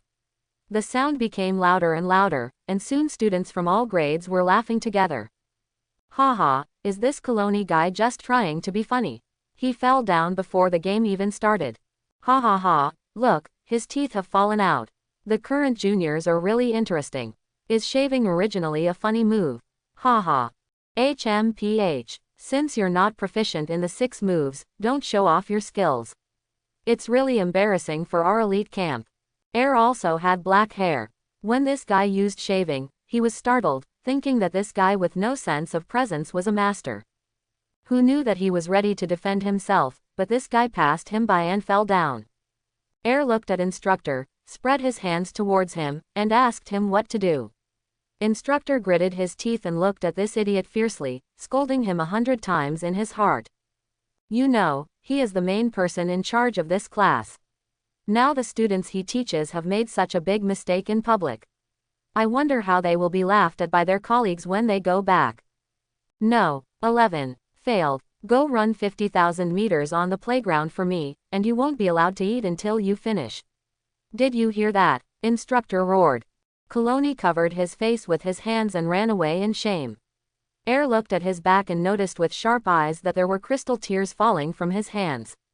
Hey, isn't it? My mental ability to bear it is too poor. Isn't it social death? Isn't that what it is? Single quote. Air sighed silently, walked to the edge of the ring, jumped down, and returned to the team. As soon as he stood up, Binns hooked his neck with a smile and said, "It seems that you are very lucky. You advanced to the next round without any effort. Keep at it, maybe you can make it into the top 5. Air did not open his hands, but folded his arms and said pretentiously, "What is luck? This is obviously because my intimidation was too strong. I scared him so much that his legs became weak, and then he fell off the ring. Yes, do you understand?" Understand, deterrence, Binns said teasingly, rubbing his head as he spoke. Slapping his big hand away, Air snorted and ignored him. Ain looked at the two playing around and showed a beautiful smile. An hour passed quickly, and the first round of competition was over. Ain and Binns also each defeated their opponents and advanced to the next round. Instructor did not let everyone rest and directly announced the start of the second round of competition. Second round, third game. Air stepped onto the ring again. This time his opponent was replaced by a strong man who was thought to be 1.8 meters tall. Looking at his fierce look, Air couldn't help but complain. "What did you eat to grow up? You are only 13 or 4 years old, but you are already so tall." Single quote. Especially since Air is only 1.27 meters tall now, he still needs to look up at him when looking at him, which makes Air very unhappy. Following instructor's order, Air drew his knife and launched the first attack. Shave. His figure flashed and appeared beside the opponent, wielding his long knife and slashing him quickly. Albert was very surprised, turned around quickly, and subconsciously covered his chest with his hands. See, a flash of sword light flashed, and big wounds appeared on Albert's hands, and blood continued to ooze out. Now that this kid has mastered shaving, Albert left a drop of cold sweat, and regardless of his injured hands, he quickly punched Air. He blocked the attack with his sword and easily defused the attack. Air crouched down to take advantage of the victory and struck him in the chest with 3 consecutive slashes. Ah! Albert clutched his chest and fell to the ground in pain. Instructor quickly stopped the game and stepped forward to check. Fortunately, Air kept his hand and the man only suffered some superficial injuries. After understanding the situation, the instructor ordered people to carry him down for treatment, and then loudly announced to everyone, "On the 12th, Air wins." The students below were excited, and then the field burst into warm applause. Little Air did a great job, easily defeating that guy Albert. I already knew that Little Air could win. I see how hard he trains every day. Air-chan, my sister is optimistic about you.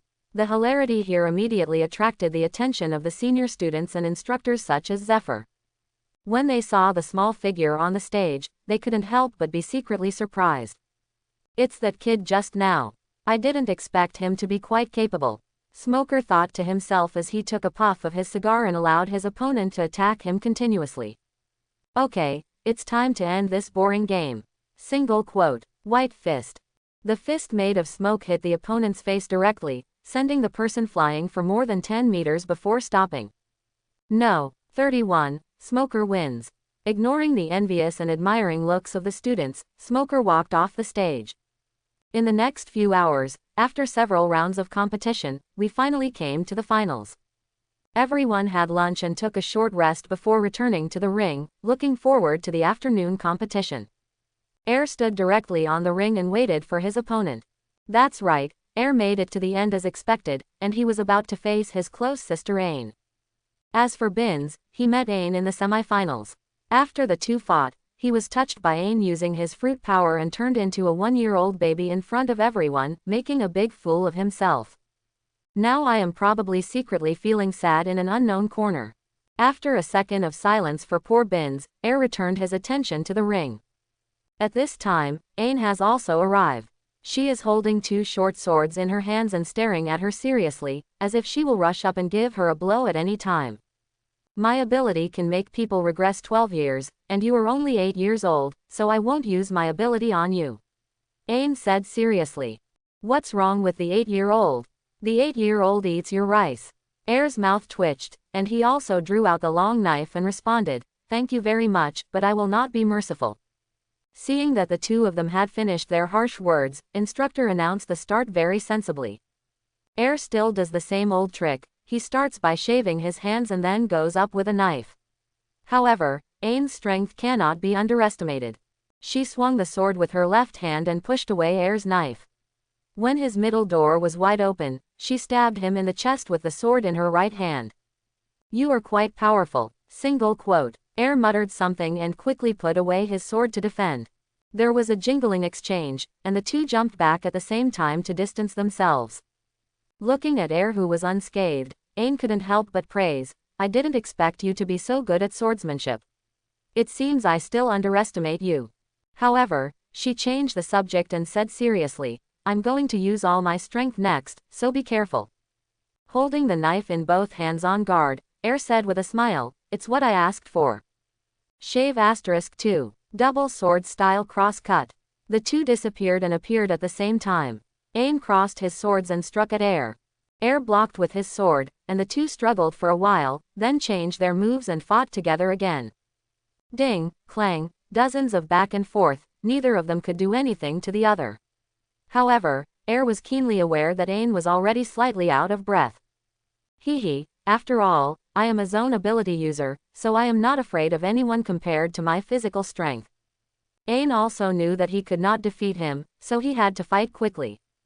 Ha! The two fought again, and Ain's swords flew at an extremely fast speed. Air, on the other hand, parried one by one without any haste. But suddenly Air stepped on the air, his center of gravity was unstable, and he fell to the side. No, she changed the ground with the fruit. Single quote. Unfortunately, he realized it was too late at this time. Air's right hand slashed hard towards Air's chest with all his strength. When, Nani, a layer of scales appeared on Air's chest, perfectly blocking Ain's attack. Air raised the corners of his mouth and whispered, it's my turn. Shave, so fast. Ain held his sword vigilantly, feeling a storm in his heart. Air passed around her like an afterimage, and her eyes couldn't keep up with Air's speed. Behind you. Ain was startled and quickly looked back, but saw nothing. Oops, single quote. A figure appeared behind her and kicked her away. How can you believe what the enemy says? Air joked with a smile. After getting up from the ground with difficulty, Ain wiped the blood from the corner of his mouth, looked at Air, who had turned into a human animal form, and sighed helplessly. No need to compete anymore, I have already lost. This should not be your full strength. Air nodded, after all, we are friends. There are some moves that I can't use on you. As expected, Ain smiled bitterly and congratulated him. Instructor was very surprised when he saw Ain abstaining, but he still shouted loudly, on the 11th, Air wins. I declare that the leader of this elite class is Air. The audience burst into applause, and it was at this moment that the students of the same class were truly impressed by Air. While envious, I also recognized his strength from the bottom of my heart. On the high platform, Zephyr nodded happily after witnessing the competition between the two. Based on his years of experience, this kid will definitely become a senior general of Marine given time. Listening to the instructor's confirmation and the cheers from the audience, Air raised his right hand and shouted excitedly, "Ha ha, I declare that the position of the future Marine Admiral belongs to me. Ha ha. Marine Admiral, this kid is so crazy." The students around him, especially the senior students, all cast unkind glances at him. Zephyr slapped his head and said, this character needs to be changed. Single quote. After the victory was decided on Air's side, the competition in other arenas quickly ended. As he expected, Berrygood and Smoker took over the top positions in the 5th and 6th graders, and the 4th-year-old chief among them turned out to be an acquaintance. He was a weirdo with a kerchief covering his face, and his name was Juan. It is the person with the rust fruit ability who removes the rust from Zoro's snow in the original work. As for chiefs of other ages, he didn't know them. As expected of an elite class, we can actually see so many famous and strong people. Air sighed slightly. Now that the chiefs have been separated, Zephyr also stepped forward and began to speak. Now the top 5 at each level come forward. After hearing his words, 35 people from the elite class plus the ordinary class stepped forward, waiting for Zephyr's instructions. You all have the qualifications to choose your opponent. They can be seniors or instructors. Of course you don't want to challenge. Now, who wants to be the first to try? As soon as he finished speaking, Air was the first to jump out. I'll do it. After saying that, he walked straight to Smoker, looked up at him and said loudly, I want to challenge you. Wow. The crowd was in an uproar and looked at him in disbelief, wondering if their ears had heard wrongly. Hina in the crowd crossed her arms and said, you overestimated your abilities. Hina hates him. Ain, who is Air's friend, and Binz, who appeared out of nowhere, looked worried. It's all over. Why did Air think of challenging the 6th grade seniors? The famous Smoker, Binz said anxiously, covering his face. Ain ignored him, just clasped his hands, looked at Air worriedly, and silently cheered him on. Hiss. After blowing out the smoke and looking at Air, who was barely touching his chest, Smoker said calmly, Kid, I admit that you have some strength, but you are still far from defeating me. You kid, you're so rude. Pouting his lips, Air said seriously, how will you know if you don't try? If you underestimate me, you will suffer a loss. Yeah, then let me see what you're capable of. After saying that, Smoker strode onto the ring and accepted Air's challenge. Air was not to be outdone, and walked to the opposite side of him with the pace of disowning his relatives. Are you sure you want to challenge Smoker? Zephyr asked after seeing the two of them getting ready. I'm sure, Air said firmly. This is not because he overestimates his capabilities, but rather a decision he made after careful consideration. That's right, Smoker is Logia and Air can't hit him. But Air himself is also a fantasy beast and can also use elemental attacks. As long as you don't fight with him, contain him from a distance. Relying on the fruit's restorative power, Air was confident of slowly dragging him to death. In this case, I declare Air to challenge Smoker, starting now. Without saying a word, Air took a deep breath and sprayed a pillar of fire directly towards Smoker. The roar of the fire dragon. This is a skill that Air developed during this time by imitating the male protagonist of a certain anime. Smoker, who was originally careless, froze in place when he saw the pillar of fire coming straight towards him. Is he a Logia too? No, I just saw that he had grown scales and claws. He must be zones. That fire-breathing zone. Thinking of this, Smoker couldn't help but break into a cold sweat. I didn't expect that this kid would be a user with the ability of the Phantom Beast species that is even rarer than myself. However, don't think that just because you are a fantasy beast, you can challenge me. White Fist. Smoker's right hand turned into smoke and hit the pillar of fire at an extremely fast speed. The two are entangled with each other during the collision. During the stalemate, the entire arena was obscured by smoke. Both the audience and Smoker lost sight of the scene. Suddenly a strong gust of wind blew away the smoke on the stage, and only then did everyone see clearly what happened. Zephyr looked at the giant dragon flying high in the sky, which was at least 5 or 6 meters long, with a surprised look on his face, and secretly sighed, are the fruits even developed well? This kid really can surprise me every time. Single quote. Then, what is that? Is it the legendary dragon? Yes, it was the kid who just changed. Are you kidding? Is this the kid's ability? But why can he breathe fire? A group of passers-by were discussing in a hurry. This is the ability of the Phantom Beast, an ability even rarer than Logia. Hina lit a cigarette and explained to the people around her. No wonder you dare to challenge Smoker, Hina remembers you. Single quote.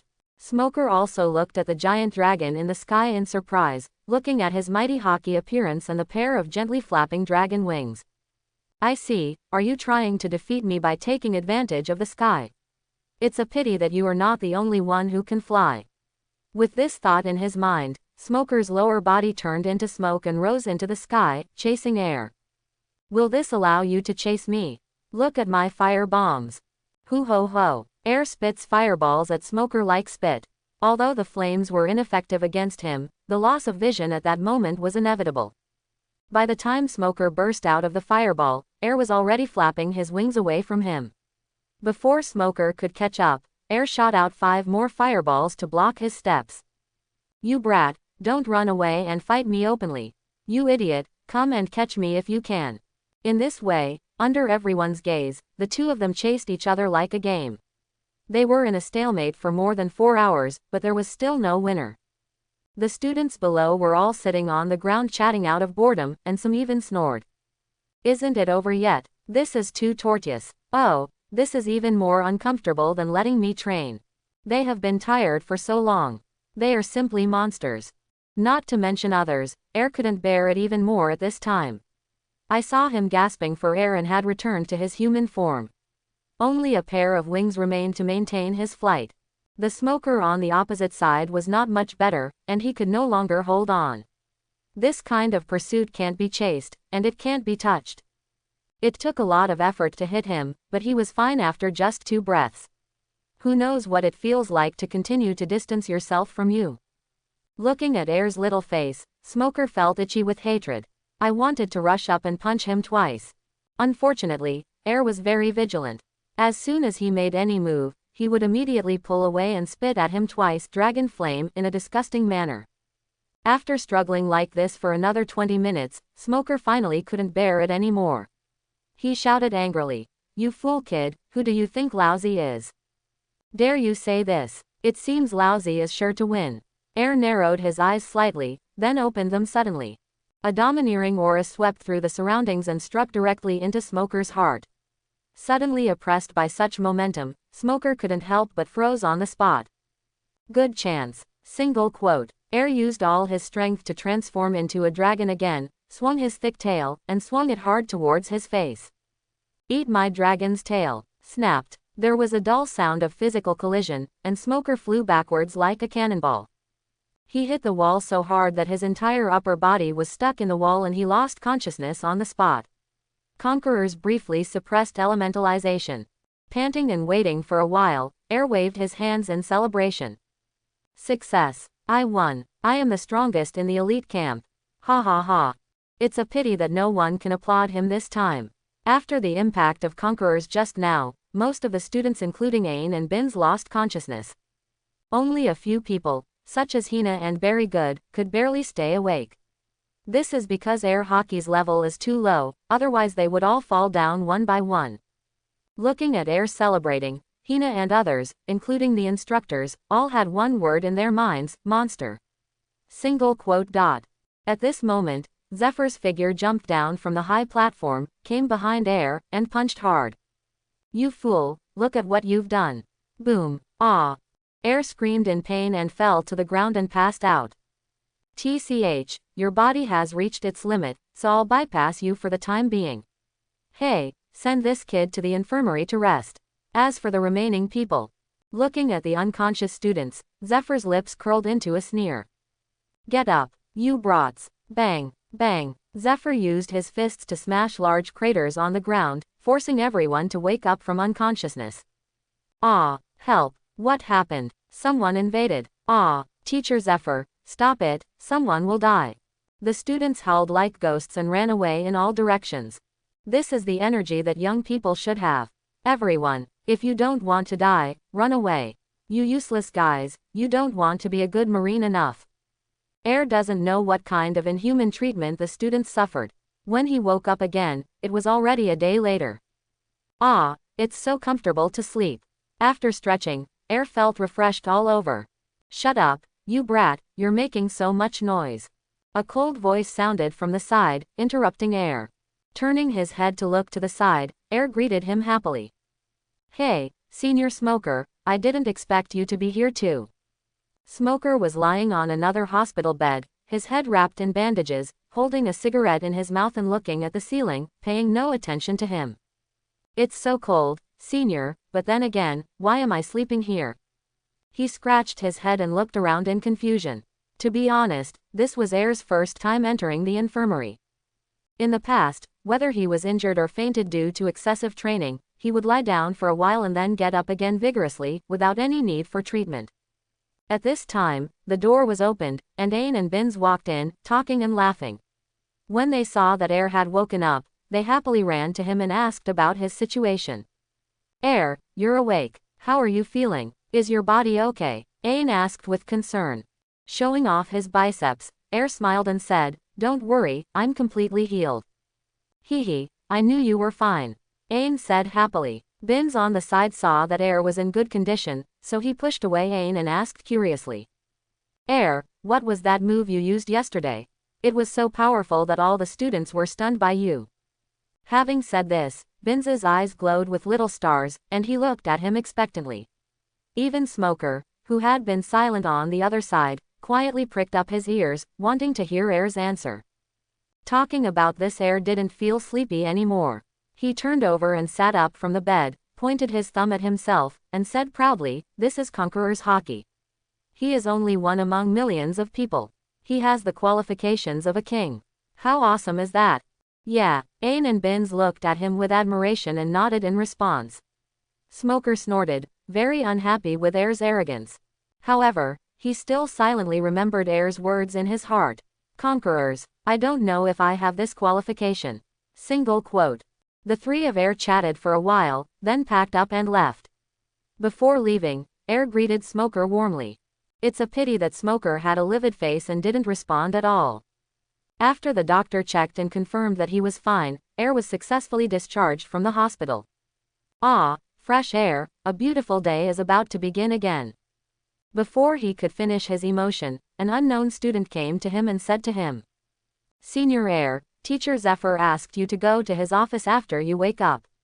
You were really awesome. Even Senior Smoker was defeated by you. If possible, can you sign your autograph for me? After saying this, the guy actually took out a pen and paper from his pocket and handed it to Air. Air took the pen with a confused look and asked curiously, you want my autograph? Am I so famous now? The student rubbed his nose in embarrassment and explained, the main reason is that you are very strong, and I heard that you are only 8 years old. My classmates all agreed that you will become a big shot in the future, so I thought about getting your autograph in advance so that I might be able to show it off later. Quote. Yeah, ha ha ha, I think so too. Air accepted his compliment shamelessly, and signed his full name on the paper seriously, and also added the words, Future Marine Admiral. The student happily accepted the signature and enthusiastically led him to Zephyr's office. After waving goodbye to the two of them, Air quickly followed. After Air left, Ain and Ain who stayed there looked at me and I looked at you, both of them were speechless. I didn't expect Air to be so popular now. It seems I have to work hard. Ain clenched her fists and said firmly. After speaking, she looked at Binz to ask his opinion. Binz touched his chin and said thoughtfully, why didn't I think of asking him for his autograph? If he really becomes an admiral, then I can make a lot of money by selling his autographs. Quote. As soon as he clapped his hands, Binz became excited. We are friends after all. Isn't it natural that you should give me hundreds of signed photos? Haha, I'm going to get rich. After saying that, he looked at Ain and asked, Ain, do you want to join me? We can make a lot of money. Ain clenched his pink fist and punched him hard in the face, sending him flying back to the infirmary. Doctor, there is a patient here. Please treat him. On the other side, Air knocked on the office door after thanking the unknown senior. Please come in. Oh, it's you little brat. Zephyr looked up, and after realizing it was Air, he stopped what he was doing and said. As soon as he came to the door, Air walked to the desk, saluted, and said loudly, Teacher Zephyr, Air from the elite class is here to report. Zephyr snorted coldly, stop being so pretentious, just find a seat and sit down. Air chuckled, sat down on the big sofa in the office, and asked, Teacher Zephyr, what's the matter with calling me here? It's not a big deal, I just have some issues I need to discuss with you. After a pause, Zephyr continued. Originally, according to the rules, you can be directly promoted to the graduating class after defeating Smoker.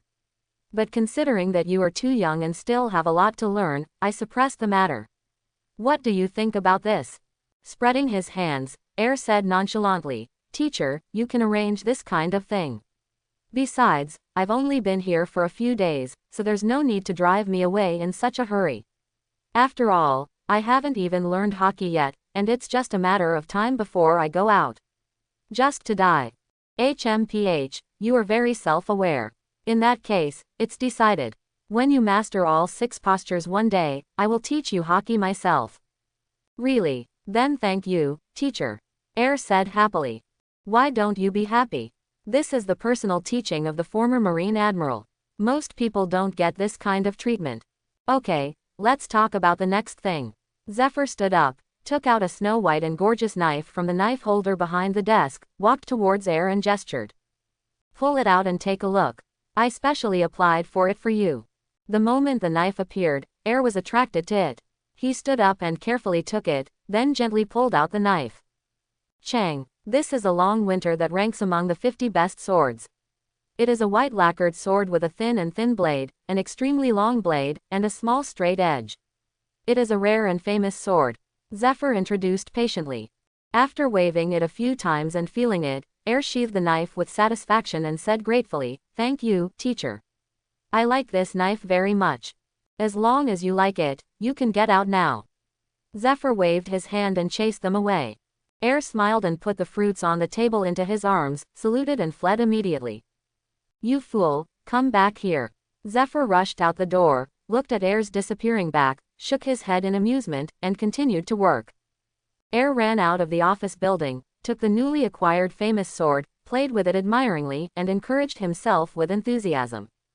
Practice. Effort. Become stronger. Single quote. Run. Run 100,000 meters for Marine Admiral. With a roar, Air ran away amid the strange looks of passers-by. Zephyr, who was at work, smiled happily and continued to work hard. Time flies so fast, 5 years have passed in the blink of an eye. See Circle Calendar 1515, Marine School, Elite Training Camp. 2 figures, one purple and one black, were fighting fiercely. Shave, Schwanyu slash. Air dodged and appeared behind Zephyr, slashing out an arc of sword energy with a sweep. Zephyr did not dodge or dodge, and defeated the sword energy with one powerful punch with his fist wrapped in armament color. "Boy, is this all you have?" Zephyr taunted and hit Air with his fist. Air also did not dodge, covering his lower abdomen with the armed color and shouting, "Armed color iron body steel." Boom! With a loud bang, Air gritted his teeth and held on for a while, before being blasted dozens of meters away by Zephyr and falling heavily to the ground. Touching the blood at the corner of his mouth, Air stood up in pain. Trash iron body, not even for dogs. Muttering secretly, Air instantly transformed into a human animal form and rushed forward. The Changdong in his hand suddenly ignited with flames, and as he swung out a flame slash, it struck Zephyr hard. Uchiha, Air sword leaps into flames. Zephyr crossed his arms and was pushed back a few meters by the sword energy. His hands covered in armament color left no trace. "It's not over yet, Aikido style. Dragon flame, draw your sword and slash." Air roared and sheathed the sword, then sent out a dragon-shaped flame slash towards Zephyr. "You have some skills, kid." Zephyr suddenly jumped into the air. Tempest kick. He exerted force with his legs, and slash waves struck Air. Air also launched a large and exaggerated slashing wave to intercept all attacks, and still had enough energy to continue attacking Zephyr. Zephyr used moonwalk in the air to easily dodge, and even he couldn't help but smack his lips slightly when he saw the slashes passing by him. "Teacher, you said you can't be distracted while fighting. So fast." Single quote. Air flapped his wings and kicked Zephyr on the back with his feet that turned into claws. Finger pistol fire dragon lotus. Bang! Zephyr took a hard blow and crashed from the sky into the ground. Air increased its altitude and suddenly turned into a giant dragon of more than 30 meters. It opened its dragon's snout and spit out a pillar of fire with a diameter of 5 meters toward the ground. The roar of the fire dragon. After continuing to output for half a minute, Air felt something was wrong, so he stopped. At this moment, his vision alerted him wildly, and a figure appeared above his head. "I should have warned you that the bigger you are, the easier it is to become a target, kid." Iron body broken. There was nothing fancy, just a simple punch on Air's head, and Air rolled his eyes and hit the ground. Boom! When such a huge dragon smashed down, the entire training ground was completely destroyed. "It hurts, old man, don't you know how to hold back some strength?" Air rubbed his head and got up as if nothing was wrong. Just when he was about to attack Zephyr again, Zephyr coughed. He quickly took out a spray and sprayed it into his mouth a few times. After he recovered, he spoke. That's it. I'm getting older and my body can't keep up. And if I keep playing, the training camp will be completely destroyed. Air, in dragon form, looked around. There was a big pit in the middle of the playground, and blazing heat was radiating around it. The student dormitories not far away were also affected, with windows broken one after another. A lot of people have gathered outside the college, probably attracted by the commotion here to check the situation. Really, the movement is getting louder and louder. I can't move at all in such a small place. Air dusted himself off and complained softly. He hadn't even warmed up in the half-hour battle. Zephyr walked over and said angrily, "Be content, kid. This is the naval headquarters, not a battlefield for you to destroy wantonly. If the damage is too serious, that guy Sengoku will cause trouble for me." Curling his lips, Air did not refute. After saying hello to Zephyr, he left alone. Looking at his back, Zephyr's eyes flashed. It's time for this kid to go out and have some experience. Single quote. Zephyr, you fool, look what you've done. An angry shout interrupted his thoughts. I'm going to suffer. Looking back, I saw that Sengoku guy was charging towards me angrily.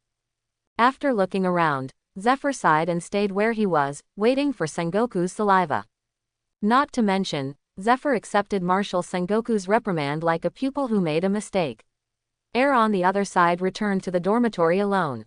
Under the adoring eyes of the students, Air closed the door, lay down on the bed, and called up the system. System, open the personal panel. Single quote. Ding. Nefertari D. Air. Gender. Male. Age. 13. Height. 172. Personal abilities.